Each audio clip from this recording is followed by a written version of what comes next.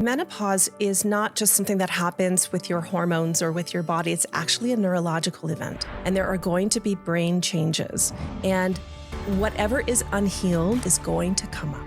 Research tells us that women who prioritize sexuality and have a relationship with their body and enjoy and prioritize pleasure have a more easeful menopausal process. And after menopause, even if the hormones begin to decline, they continue to prioritize sex and pleasure and have a fulfilling sex life. All of the mature women that I know who are lit from the inside, who are deeply sexually satisfied, they all have a spiritual practice, a relationship to energy.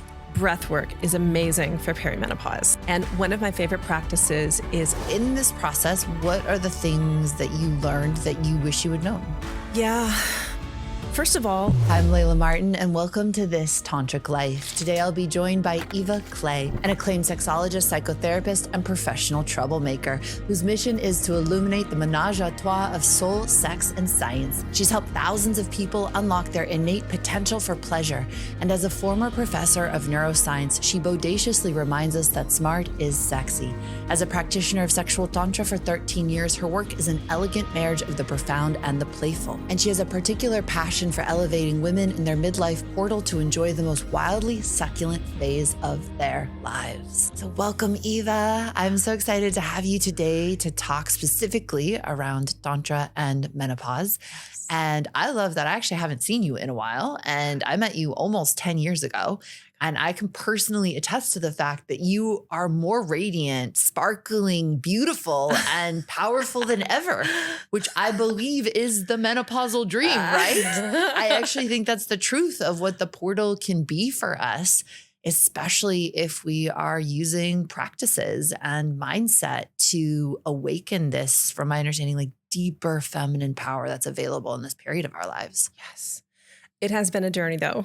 I will say, for sure. Tell us all about it. Wow, girl, I've been through a dark night, through perimenopause and menopause. So thank you for your reflection. It's good to hear that. Yeah. I'm on the other side now, so things are looking up. Well, let's hear about that journey. I'd love to hear about the dark night of the soul in perimenopause and where you came through, and then how that's inspired this new period of your work. Because I've known you to teach tantra and pleasure practices. And then I've also known that as you've been through this journey, you've also shifted your main messaging and your main teaching. So I'd love to hear how that all happened.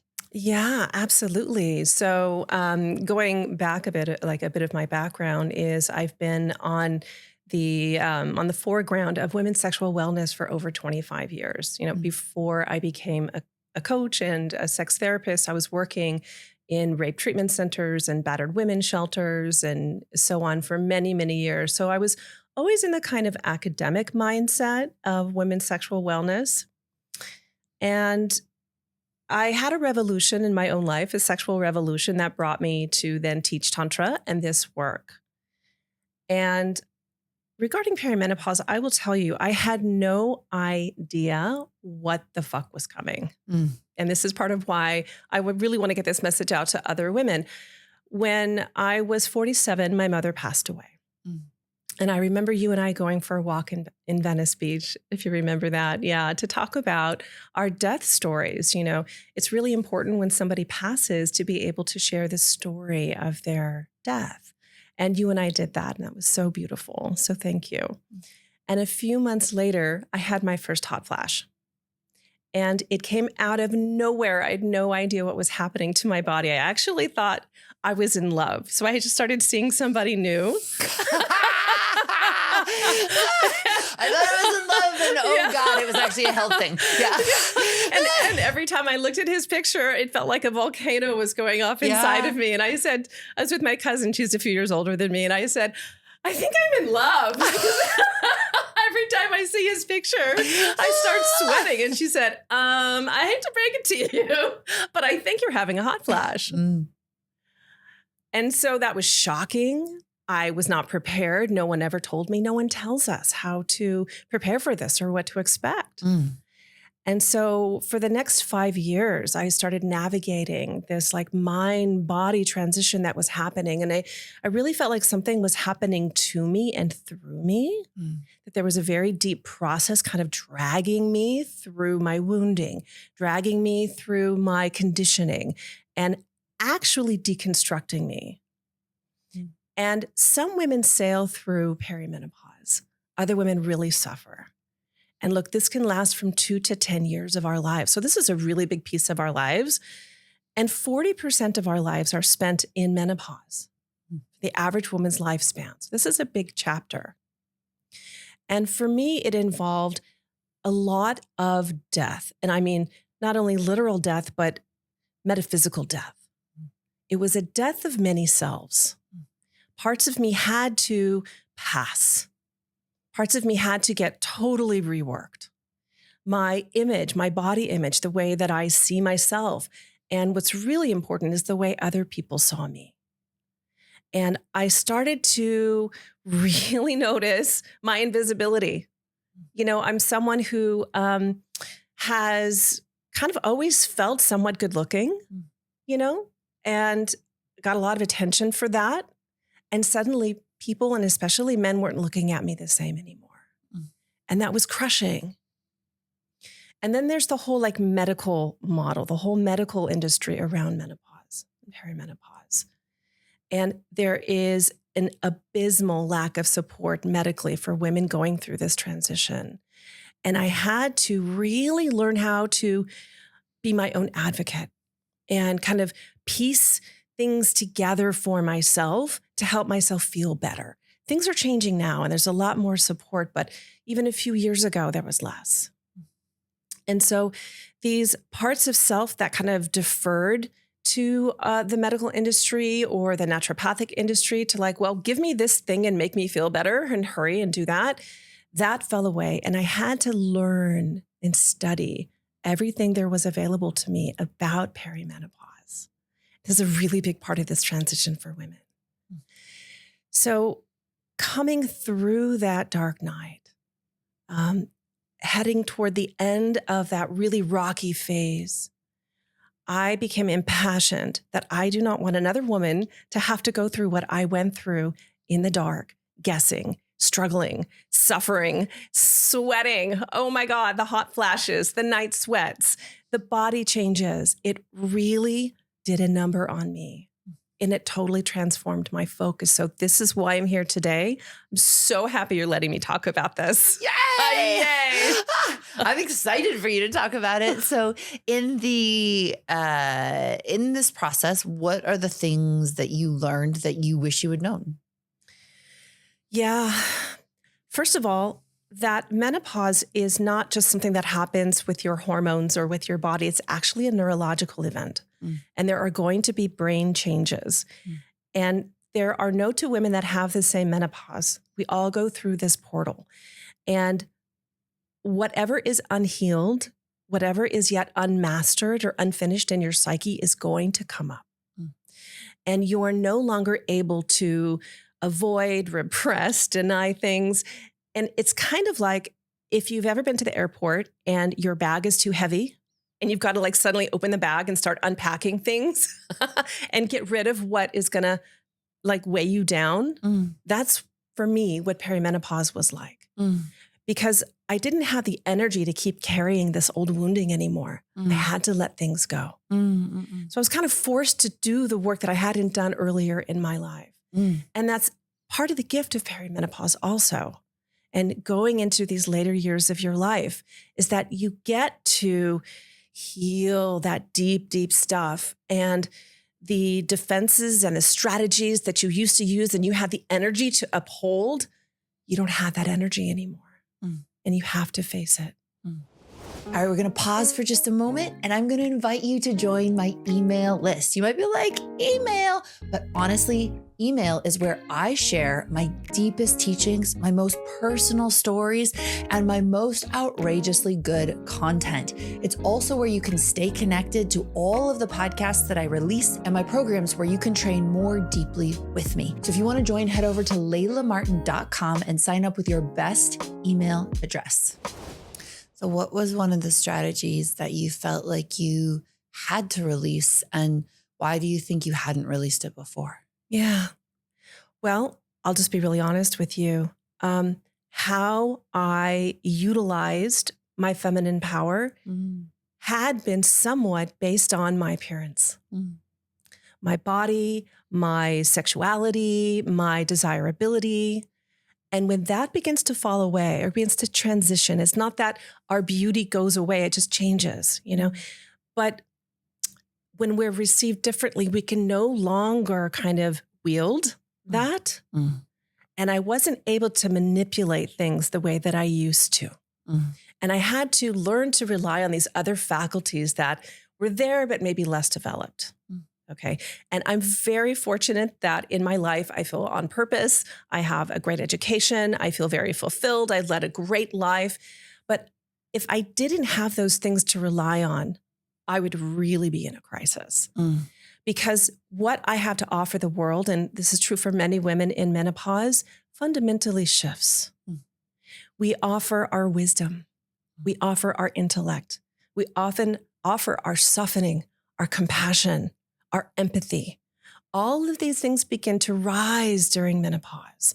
And this is well researched that the brain changes that occur actually make us more empathic, more patient, more compassionate. Mm.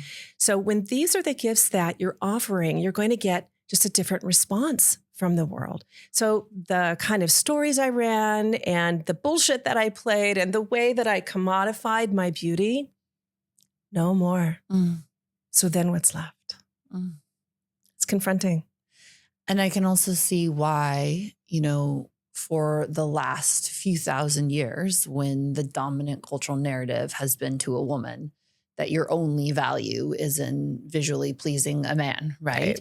And being able to seduce or magnetize the man around you. And not only is that your only value, but that's also your main mode of survival, right? For his protection and his economic resources and his attention. And so I can also understand how women were then really set up to be absolutely terrified of this period, because if that was your only value and you're suddenly losing it rapidly, including your fertility, right? Which it's beauty and fertility. That's it. That was your value, right? And you start losing that. And I think things have shifted vastly, but not nearly fast enough, right? We're living in a new reality already in terms of ageism and how much we are starting to value more mature women, but we're still light years behind where I think we should be, which is absolute reverence of the beauty and majesty of mature goddesses and the wisdom channel. And here's the thing too,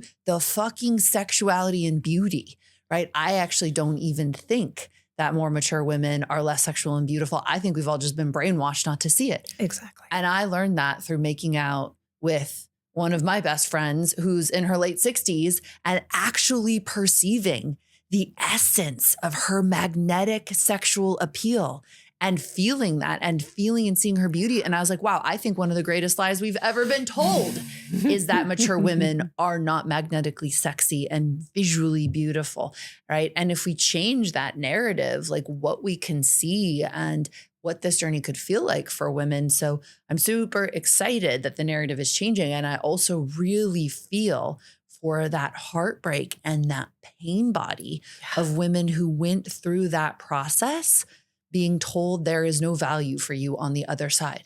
And I feel like now, and I'd love your perspective on this, it's like we are waking up to the tremendous value on the other side of that.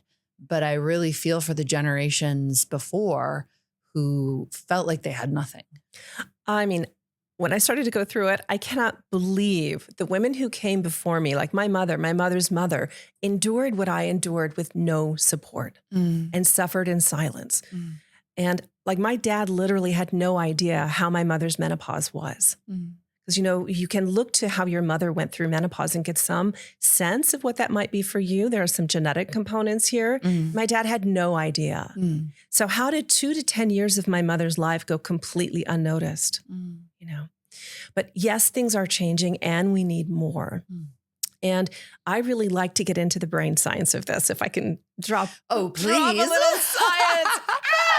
so exciting. So one of the sexiest parts of the brain to me is the insula. And the insula is this little donut-shaped part of the brain. It looks almost like a little Cheerio. And it's responsible for so many cool things. And it's so empowering to know this when it comes to menopause, because your insula is the part of the brain that scans the body. So it checks in with different parts of the body to say, like, are you cool? Are you okay? How you doing? You know, I like to think of the insula as like the third eye turned inward. And so it's this inward scan. And one of the things that the insula scans is your self-perception, is your self-image, because we are creatures that need belonging in order to survive, right? So if your self-perception matches your tribal cultural norms, you're good. You're in belonging. But if you don't match the standard of expectation or beauty or appearance in your culture and your tribe, the insula freaks out. It sends an alarm to the amygdala, and it's a crisis. We literally will go into a mild state of fight, flight, freeze, disassociate, etc. So when you go into perimenopause and these changes start to happen, now they're different for every woman. Some women will change a lot. My body changed a lot. Some women not so much. But you look in the mirror, and I hear so many women say, I don't recognize myself anymore. Every day I'm changing. Like, what the fuck is happening? And it's somewhat out of your control, you know? The insula starts firing these alarms. So the body changes are not just frightening on the level of what do I look like now and what do I fit? It actually triggers our sense of belonging. And in menopause, I often think about this. Where is there a place for us as mature women, as fully sexually, erotically alive, luscious, engaged, embodied women? Where is there a place for us? And that's what I want to create. Amazing. So all of the mature women that I know who are lit from the inside, who are deeply sexually satisfied, they all have a spiritual practice, a relationship to energy, and almost always they nurtured their eros. So I'm curious to what degree that played a part in your transition, even if it was rocky. 100%. 100% played a part. And even the research tells us that women who prioritize sexuality and have a relationship with their body and enjoy and prioritize pleasure have a more easeful menopausal process. And after menopause, even if the hormones begin to decline or there's some vaginal atrophy, which is very common, they continue to prioritize sex and pleasure and have a fulfilling sex life. If there hasn't been that in place prior to that menopausal portal, women tend to struggle more and or they completely forget about sex. They stop having it.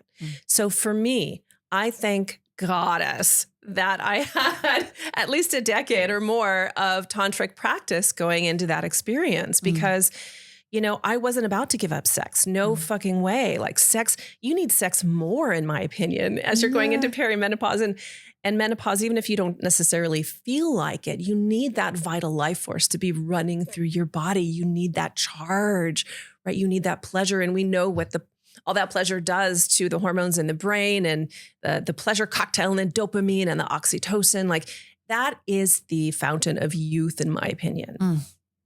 And so absolutely that served me. And throughout my journey, it was 5 years for me through the portal, which is about average.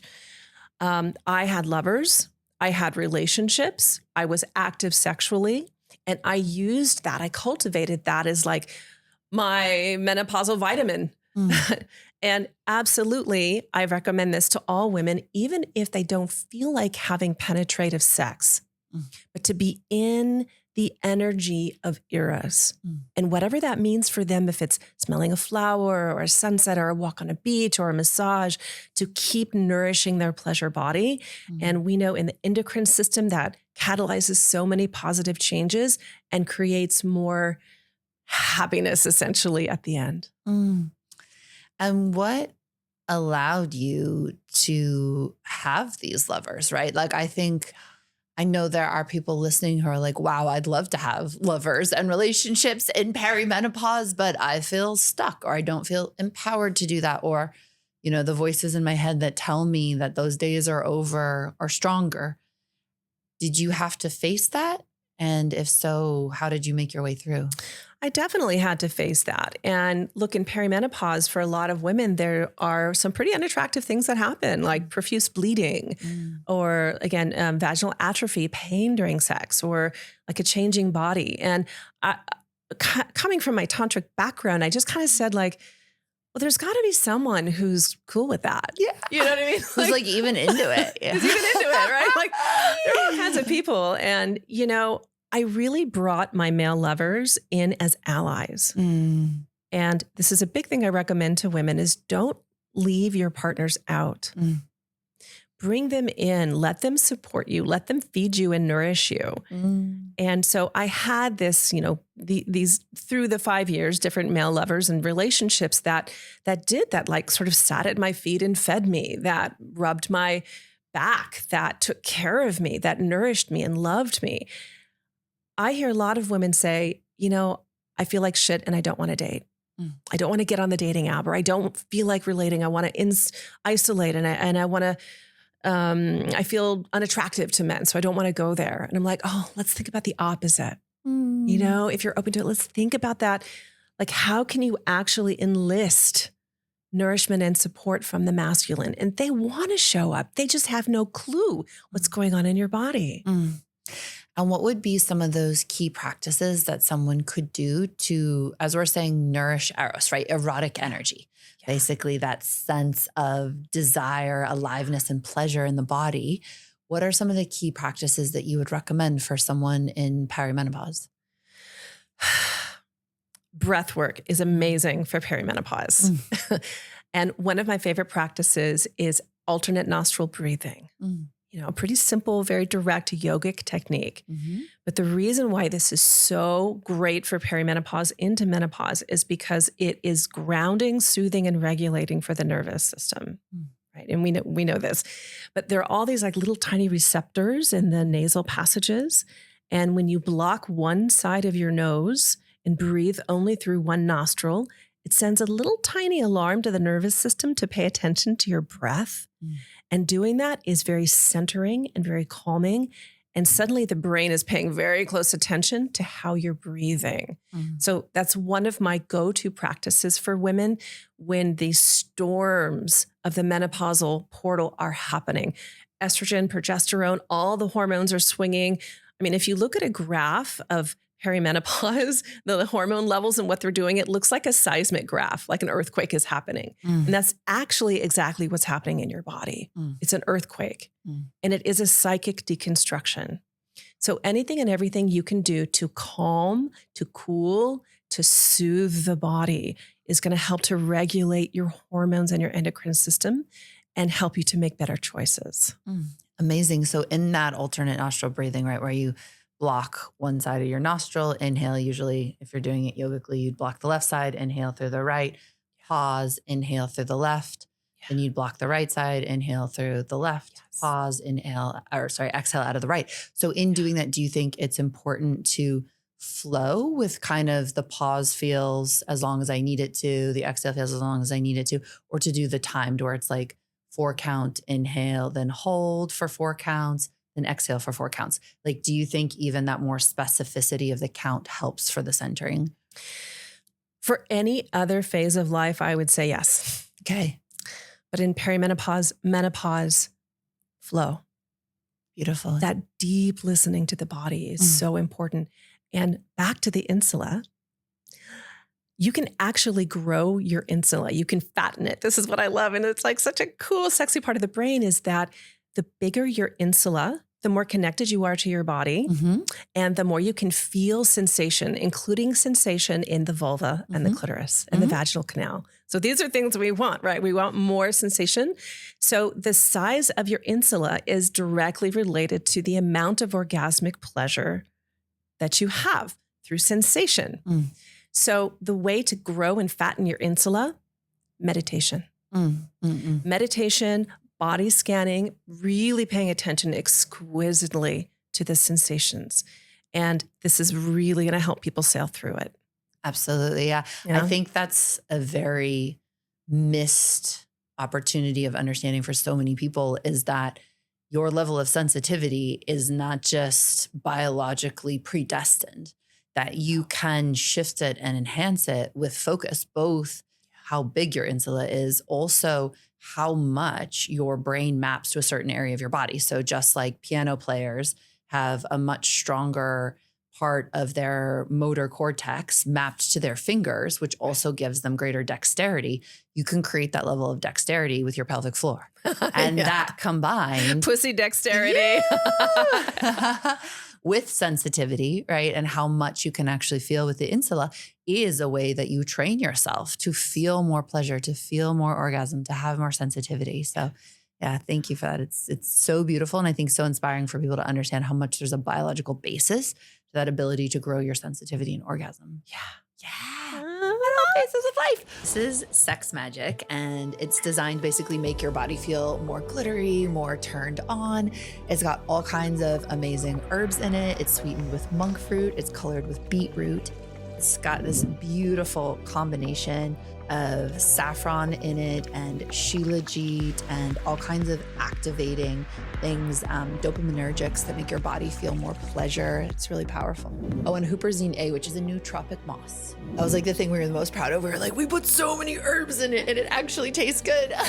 Feel deeper arousal and heightened sensitivity in as little as 30 minutes. Try it now at shopmood.com.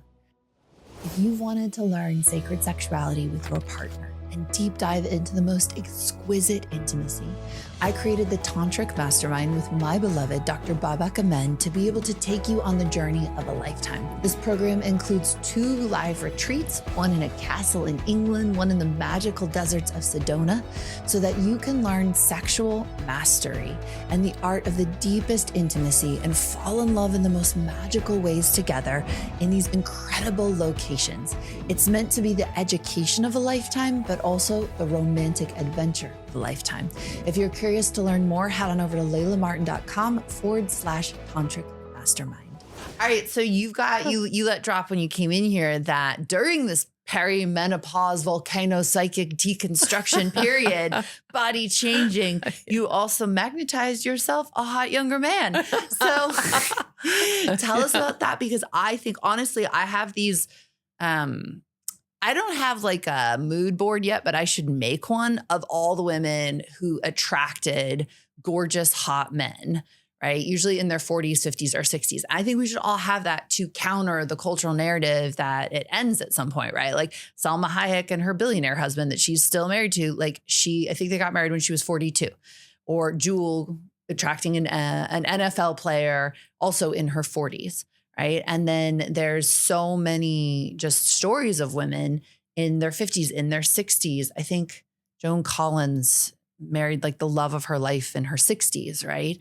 Mama Gina met the love of her life in her 60s. Like to remind ourselves of love and deep love and exquisite, passionate love is possible at all ages, which I wish we just knew as a baseline. But obviously we got all this poisonous storytelling that it ended. So I think knowing these stories, viscerally hearing these stories from other women is so inspiring, because it's like my journey as a lover and as a partner and as an exquisite sexual being never ends. And that's so important. So I'd love to hear a little bit of that love story of yours. So and inspire all of us. Yes. Definitely. Well, put me on your mood board. Because Yay! Yes. Well, coming out of pandemic, I'm like, where do people meet anymore? Nobody's gathering in person, and what's happening to the parties and whatnot. So I got onto a dating app, and that's actually where we met. Mm. And from the first date, I showed up running my feminine eros, the embodiment of that. And I think to your point about what the toxic messaging from society that we cannot meet men after a certain age or that we're undesirable. It's really not about how you look or about your age. It's about the level of magnetism in your body. It's actually true. I think people probably, I don't know, if I was listening, I might be like, no, they're just saying that because they sell magnetic trainings or whatever. But I actually see that. And all of my friends who got divorced in their late 30s or 40s, I think without fail, they are now dating really exquisite, hot younger men who like serve them tantrically and are in deep partnership with them. Like it's their level of magnetism and erotic energy. They all say without fail, and I would say this too, like we feel sexier and more attractive like the older we've gotten, which is the opposite of what everybody's told us. Yeah. Yeah. And, it was really edgy for me because here I am, a sex therapist and a tantrika on a dating app. I'm like, who on earth is ever going to meet me? But we're out there and men are out there too. These Jedis are out there hiding, looking for you as well. Totally. And I was in this new body, my body really changed shape through menopause. And that's a whole journey that I've been on. And I thought, God, who's going to love me in this body? And I caught myself in these thought loops. Yeah. I thought, well, God, somebody loves this body. Somebody loves curvy women. Plenty of men love curvy women. So I actually put that on my profile. Like I've got some curves and if you're into that, then it's match. And, and I also said things like, you need to have done your personal work. You need to have been to therapy or coaching or done deep spiritual work in order to match with me. And then there he was. A match, a total match. And he absolutely loves my body. He loves my curves. He loves that I am a therapist and we do therapy and we do all kinds of, weird, crazy, wild things. And he's on his way to Burning Man right now too. And so it's been a deep, beautiful, nourishing journey. And I will say sexually alive. And I will say that what I look for in a man now is so fundamentally different than what I looked for even 10 years ago, even 5 years ago. So my criteria changed. And I think my attachment system was ready for a different flavor of man. And there he was. So what did change? Like, what did you start looking for differently? And also, if you're okay, can we have some sex magic? Yeah. All right, great. That kind of sex magic. This kind of sex magic. Oh yeah. Do you want to just do sex magic live right now? Like, let's just like pause the menopause and just do live sex magic. Okay. Yeah, I love that you were game. It was a test. All right. Cheers. This is sex magic from my supplement company, Mood, and it's got all kinds of herbal, plant-based, all the things, and it's sweetened with monk fruit, and it's designed to get you glittery and turned on and like more excited about sexuality. Or I use it now for everything: podcast, going to the gym, doing yoga. Okay. Whenever I need a good buzz. Yum. Oh, I can't wait. Delicious. Thank you.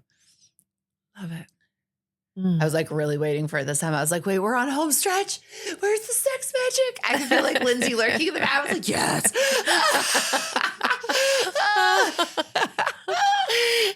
I just love how we match too. So good. So good. Yeah, there wasn't one person that I came out and I was like, actually me and Nick Bruce, he was the guy on this one, and he came with like a pretty loud shirt, and I also was dressed really loud, and I was like, is this a mismatch? And then I was like, no, this is perfect. We're talking about psychedelics. Like he looks crazy. I look crazy. We're good. Like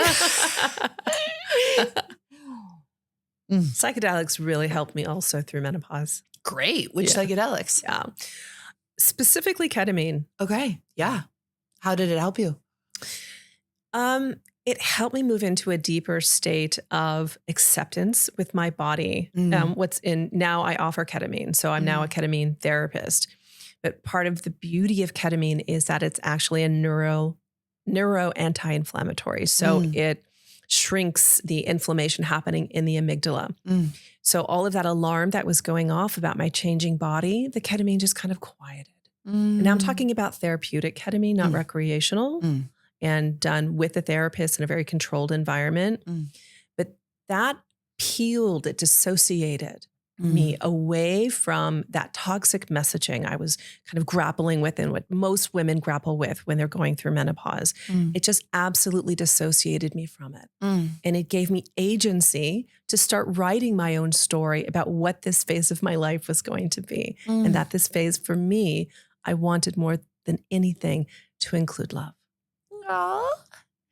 Yeah, one of the doctors that I worked with who was very excited about ketamine therapy, she was really into its capacity for neurogenesis to actually grow new neurons and pathways. So it's also a really powerful substance when you're in these portals and when you want to be rewiring old patterns and creating new possibilities. The neuroplasticity is a physiological thing that you want to like give your brain the opportunity to build new belief systems and new possibilities in the world. We have to. Yeah. So what type of men were you into pre-perimenopause? What bad decisions did you make? And how did that turn into wisdom in perimenopause? Yeah. Well, I was into some pretty spicy men. Yeah. You know, I think I had an appetite for danger. I still do. Yeah. But it's different. And I think I was more driven by lust and desire and hot, passionate sex and intensity, basically. And then through menopause, I began to crave a kind of calm, a quiet, a groundedness, like a relationship that had more stability and harmony. And I think that would have bored me before. I think I needed more like spice. Now I want more devotion. Yeah. And my partner is very devoted.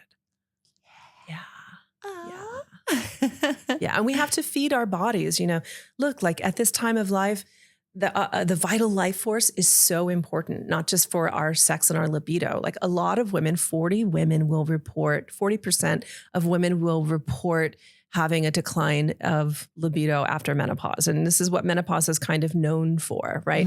And that is real. You know, that is really something that happens for some women. And so to counter that, we have to stay active. We have to keep like charging ourselves, but also having a partner who can come on as an ally and charge with us. That's everything. And you actually went through a period of loss of libido, right? That was something that you struggled with. What was that like for you? And then what did you really do to counter it? Yeah, well, for me, there was a moment where I actually lost sensation in my clitoris. And this can happen too. Like, look, there are like hundreds of things, excuse me, that can happen during perimenopause. And I'm someone that like, I come from a background of hypnotherapy. I'm a hypnotherapist. So I try not to read things that might implant suggestions in my consciousness. And so I decided not to read about what could happen. And that was a mistake. I don't recommend doing Turns that. out your clitoris can go numb either way. Yeah, that could happen. But some things happened and it was very confusing and mysterious. Like I got vertigo one day. I was like, what the fuck? And like, then I decided to go back and start reading like, okay, what are some of the common things? And that really empowered me. But when my clitoris went numb, I said, oh no, this is not happening. This is not okay because I know so much about pleasure being a vital nutrient. Yeah. So I got on hormones. So I got onto testosterone and it was like magical overnight. Now I have a super clitoris. Yes. I always say I have a singing clitoris.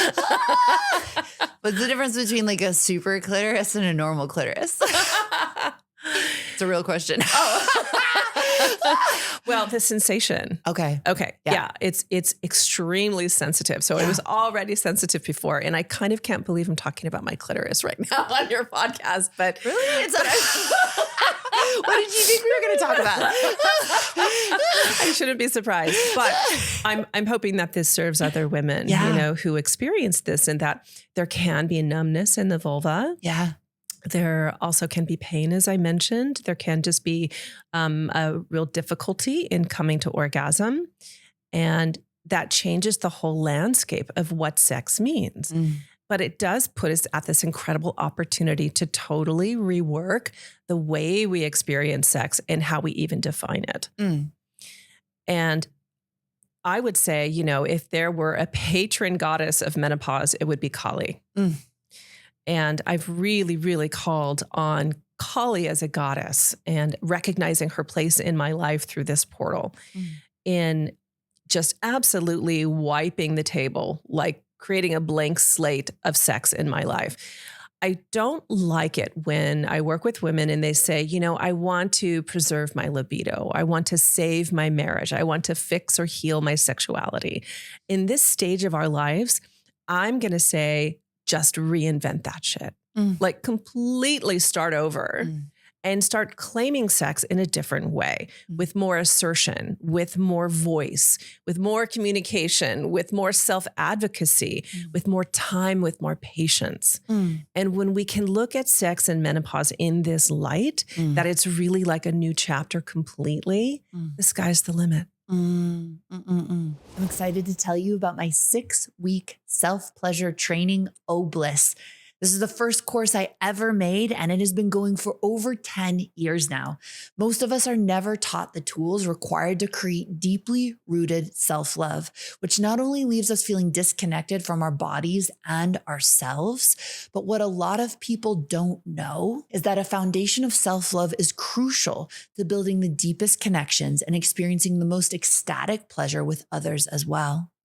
My 6-week sexual masterclass for women, Obliss, trains you to have the ultimate orgasm and fall deeply in love with yourself and your body. You'll heal your sexuality, address old wounds, face things like fear, guilt, shame, and shutdown, and be able to heal and integrate them, and discover how to access the deepest, most profound self-love. So whether you're just dipping your toes into the magic of Tantra, or you are a seasoned sacred sexuality practitioner, you can use Obliss to expand your pleasure capacity and to access the most exquisite self-love. You can join Obliss today. You can get started right away at laylamartin.com/Obliss. That's OBLISS, O like orgasm, and then bliss, laylamartin.com/Obliss. And so if you're listening to this and you're like, okay, but you did Tantra, Eva, for 25 years, and Layla, you did it for 20 years. So of course this portal is going to be like all like magical and like powerful. You've got a patron goddess, right? And what if, I'm already in menopause and I never did these practices? Is it too late? Never too late. Never, ever, ever too late. Because Tantra is such a profound and intelligent tool for connecting the mind with the body. Yeah, it reworks everything. Talk about master neuroplasticity, Tantra and breath work and sound and movement and even the tantric mindset can absolutely reset your button. It's like the reboot on your hard drive. So I work with women in their 70s who have never done Tantra. And now suddenly they're introduced to these methodologies, and not only the technology of Tantra, but the mindset of Tantra. For me, at that level of mindset through menopause, it's been amazing because in my tantric training, right, we make nothing wrong. We go into aversion. We go into what's repulsive or disgusting. We go into it. We don't avoid it. And so going into changing body, going into crazy things happening in your vulva and sex changing and society seeing you differently, it's like, how can we actually create eros from that? We actually make that erotic. And so that mindset of looking at myself in the mirror and just absolutely loving my body has been such a journey. I can't always do it. It's like not every time I get there. But if I can help other women get there also, like imagine if unabashedly in menopause, 25 pounds bigger, more than you were before, etc. We are just rocking it. That's what I want. Yes. And one thing Mama Gina told me, because she was teaching her program, Fresh Hot Crone, right? And crone, I would say, is even after this phase. And she was talking about the pain body that she kept encountering, right? Like if you have not lived your life according to your desires, it catches up, right? It starts catching up in perimenopause, menopause, but certainly by the time crone hits, right? And so I think what we would all aspire to is to get to crone feeling satisfied that we rocked our bodies, our lives, our practices, the depth of romance and sex that was available to us. And if not, I asked her, I was like, for people who get to that phase in life, and women specifically, and they feel that they didn't live the way that they wanted to, I said, what is the antidote for that? Like, what do you give them? And she said, pleasure. Of course. Every day, pleasure. Yeah. And like, those bitches don't want to do it, but they have to do it anyways, right? And like, it does become like medicine, which you don't always want to take, like true medicine, right? And to make pleasure a practice at any point in life becomes so incredibly healing and empowering. I think when you're nurturing your body with pleasure, it becomes very hard to not also start to go for what you want in life, whatever it is. It's true. And there is a conversion I've noticed that's happened for me. So let's take, for example, getting in a bikini and getting into a swimming pool or going to the beach or something. And sometimes I feel a little bit of contraction around that. Like I think a lot of women do. This is not an uncommon experience even prior to menopause. But I get into a bikini and I'm like, oh, damn, like how am I looking today?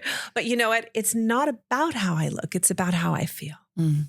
And the pleasure that I feel being in the sun, in the water, swimming and enjoying myself has to supersede. That has to take priority over the way that I look. Mm. And that's a big change also that happens in menopause as estrogen drops. Now, I find this really interesting that estrogen is the primary hormone that drives us to want to belong. And that's because when we're reproductive, we need the tribe to protect us in our pregnancy and our breastfeeding, et cetera. So when the estrogen begins to decline, that drive for belonging lessens, it lightens. And especially the further that women get into menopause, like they start running out of fucks to give. Yeah, like that's the vision I have of women who really own that phase. Like she don't give a fuck. Like yeah. Right? And that's the gift of the freedom. Yeah. Yeah, it takes a while maybe to get there. You have to go through the stormy seas of perimenopause. Again, 2 to 10 years of your life. But on the other side, that's what's waiting for you, is that level of freedom to wear whatever the fuck you want to wear, suddenly set boundaries that you didn't set before, stand up, be rebellious, use your voice, all of that because you don't have the estrogen that's driving you to conform anymore.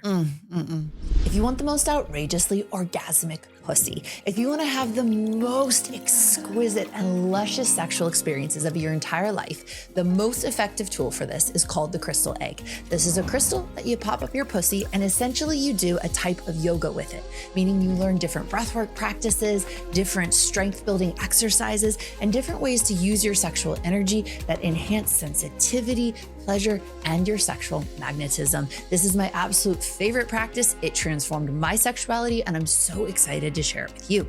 I teach it in a program called Crystal Pleasure. This is a 6-week-long training that gives you everything you need to know about this amazing tool so that you can have the most exquisite sexual experiences. You can sign up for this program by heading over to laylamartin.com/crystal pleasure. And also just to acknowledge like the level of toxicity in the US around aging compared to a lot of other places, right? Like it's a global phenomenon.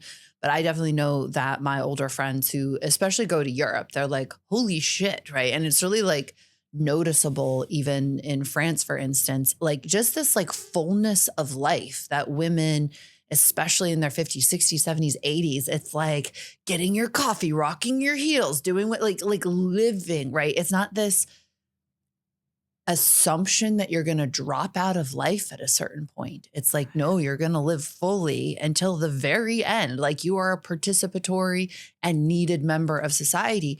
And it's so crazy when you wake up to the fact that that's not a given, you know? Yeah, that is crazy to wake up to that. And that's why we have to reverse those cultural messages now.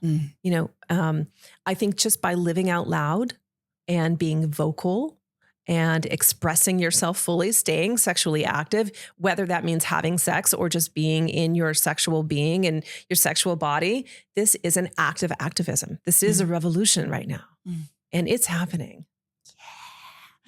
All right. So my final question for you is like, I got the image when you're talking about like, nobody tells us about these things, these rites of passage, which is so true. So I'm thinking like when you get your period or before, ideally, right, you would get handed a book full of magical tantric teachings, or you'd have a circle of aunts and cousins initiating you into the mysteries of, you know, having a period. And ideally you would have a circle of elders, right? When you turned, let's say 40, who initiated you into all the magic and secrets of being a crone. And if they handed you a book that had one core message about menopause, what would you have that book say?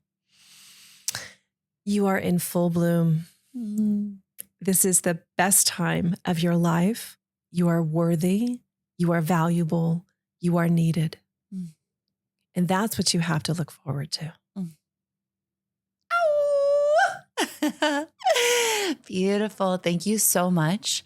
And if people want to work with you further, stay connected to you, where do they find you? EvaClay.com. Yeah. I have a program called the Erotic Midlife, where we go much deeper into all of these ideas and look at the brain science and also the Tantra and the Tantric goddesses and how they all dance together to weave the most powerful chapter of your life. Yeah, erotic midlife. Let's go. Thank you. Such a delight to have you. Thank you, sister.